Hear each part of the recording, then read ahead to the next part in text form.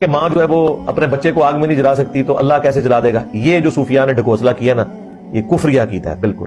اس لیے کہ ماں اپنے جذبات سے مغلوب ہے، اللہ اپنے جذبات سے مغلوب نہیں ہوتا. اللہ کریم کا فرمان ہے حدیث قدسی، من عادی لی ولی فقد آذنتہ بالحرب، جس نے میرے ولی سے عداوت رکھی اسے میرا اعلان جنگ ہے. اس نے تو اولیاء کرام سے اعلان جنگ کیا ہوا ہے. تو اللہ تبارک و تعالیٰ کا اعلان جنگ ایسے ظاہر ہو رہا ہے کہ اپنی بات سے کافر ہو رہا ہے. اس نے جو بات کی کہ صوفیہ کا عقیدہ یہ ہے، اور یہ صوفیہ کا کفری عقیدہ ہے کہ ماں جب اپنے بچے کو آگ میں نہیں جلا سکتی تو اللہ تبارک و تعالیٰ کیسے آگ میں جلائے گا، یہ کفری عقیدہ ہے. ماں تو اپنے جذبات سے مغلوب ہو کے یہ کرتی ہے، اللہ تعالیٰ جذبات سے مغلوب نہیں ہوتا. حالانکہ حدیث ہے، نبی صلی اللہ تعالیٰ علیہ وآلہ وسلم کو فرمانے ہے کہ اللہ تبارک و تعالیٰ اپنے بندوں پر ماں سے بھی زیادہ رحم فرمانے والا ہے.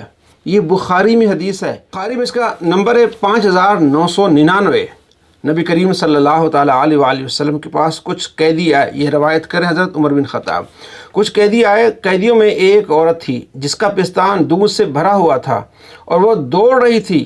اتنے میں ایک بچہ اس کو قیدیوں میں ملا، اس نے جھٹ اپنے پیٹ سے لگا لیا اور اس کو دودھ پلانے لگی. ہم سے حضور اکرم صلی اللہ تعالیٰ علیہ وآلہ وسلم فرمایا کہ کیا تم خیال کر سکتے ہو کہ یہ عورت اپنے بچے کو آگ میں ڈال سکتی ہے؟ ہم نے عرض کیا کہ نہیں، جب تک اس کو قدرت ہوگی یہ اپنے بچے کو آگ میں نہیں پھینک سکتی.